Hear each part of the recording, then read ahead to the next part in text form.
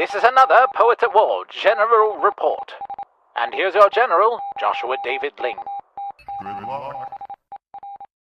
The thing that you're seeing on your screen, if you're watching the video version of this podcast, is the Tascam Porta 2 MK2. It is an old tape deck, but it's not just an old tape deck. It's something that my father gave me that sparked a curiosity that has lasted for a very, very long time.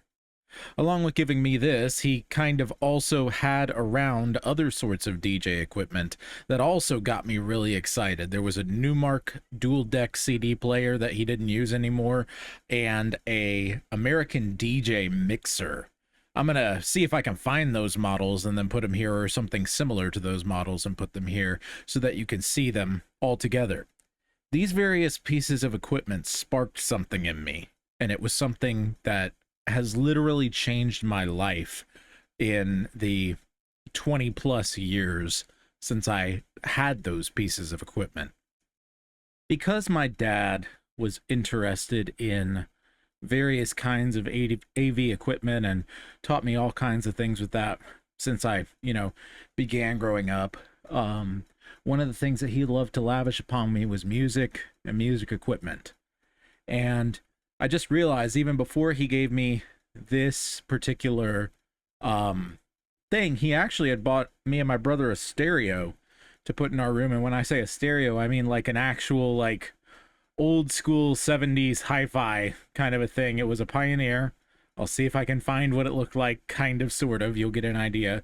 And speakers and a boombox that we were able to plug into it and use for CD and tape playback and that sort of a thing. We loved to listen to Adventures in Odyssey, but we also had some various CDs. I remember the first CDs he got us were Go West Young Man by Michael W. Smith, Stephen Curtis Chapman's Signs of Life album, and Stephen Curtis Chapman's The Great Adventure album, as well as a few others. We also had a VeggieTales album. And they were just, starters. We got into rock later. We started buying some Rush and some other sorts of things, and it was a lot of fun. We liked to listen to music. It was a fun thing to do. We never liked it as much as he did, I think, just because back in his childhood and stuff, they had the TVs, but those were largely monopolized by older folk, whether his older brothers or family, and the music was something he could go off and listen to and get lost in.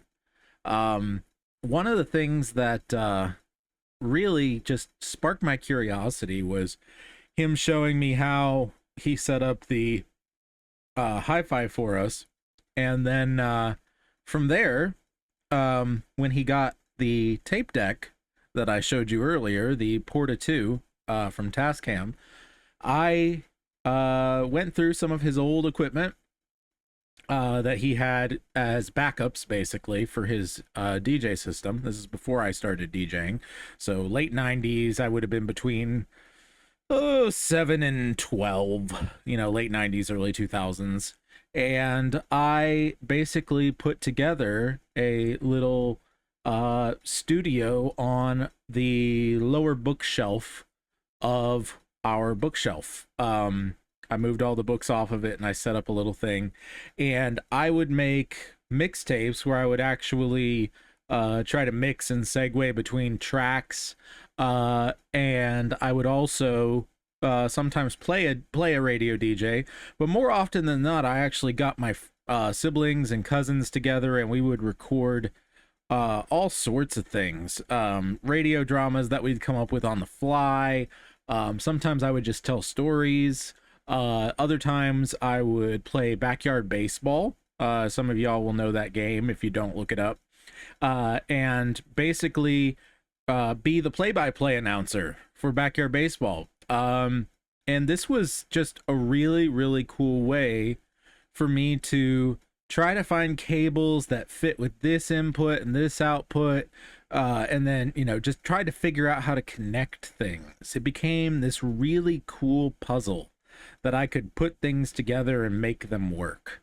And I snuck off with the various backup things like the mixer and the what's it called, the CD player, my when my mom wasn't looking and dad was at work and set it all up, and they were kind of, impressed and amazed and like, yeah, you're gonna have to give that back at some point, but I guess you can play with it for now. And the amount of time that I spent just curiously and excitedly playing with the gifts that my father gave and seeking out things to connect to them. I think we need, as not just parents, but as friends, as helpers, I think we're so inundated with tools these days. It seems like the only thing anyone cares about with the advent of AI is tools, tools, tools, and you get this fatigue over this sort of thing, even if you are pro AI usage in certain areas or anti in this, that, or the other. The point is everybody's fatigued because everybody's keeping up with the changing technology and everyone feels tired about it. But that might just be the spark that you or someone else needs to launch into something that becomes your I don't know, calling, endeavor, ambition, whatever you want to call it. It sparks inspiration in such a way sometimes just to have a tool and to take the time to learn that tool, as opposed to, we get so many tools, we kind of need to pick one and stick with it and move forward. I get that. But also, don't be afraid to play with tools. Now, I understand everybody's trying to monetize stuff. You don't want to be a fool, be taken in, all that other kind of stuff, especially with all the software as service stuff out there. I agree with everything, all the things that you're saying and lobbing back. But it's one of these things that I'm never personally fully fulfilled as a creator if I do not take the time to look and assess the tools around me and see if any of them might possibly fix with this workflow over here and that workflow over here. And it inspires me in such amazing ways that I don't know if I can fully describe, because this is one of those things that there's a specific AV nerd that I'm thinking of, and these aren't necessarily even the photographer class or the videographer class, right? This is people who love all of it, all audio, all video, all not just digital but analog, all and not just analog but digital. Like, they love all of it. They love the idea of a signal connecting from one end to another. It's almost like plumbing. It's almost like the fabric of, you're taking an idea that comes from a human mouth, a human brain, and you are presenting it in a way that better connects with someone's eyes, ears, etc., than if the person was literally just in front of you. That doesn't mean it's always better for full communication, but for presentation, there's a difference between communication and presentation.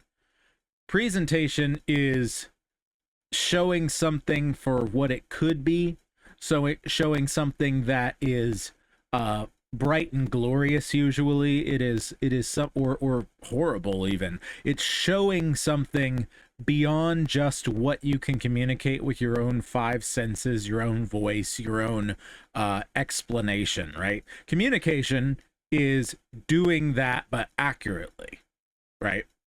So I think that we've lost communication so much, people are sick of presentation.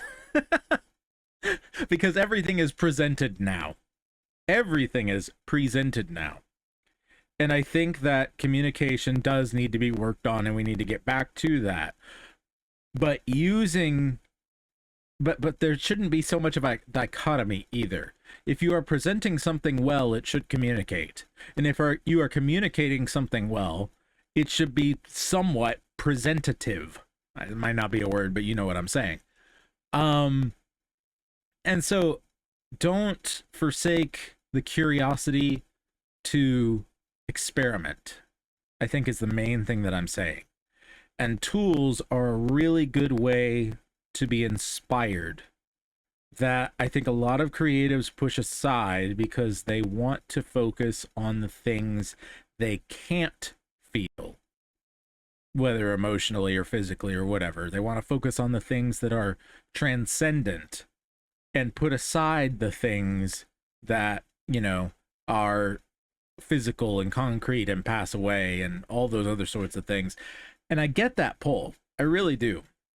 But I think where the magic happens with presentation and where communication is most accurate is when the ethereal, transcendent, spiritual even ideas touch down through concrete tools.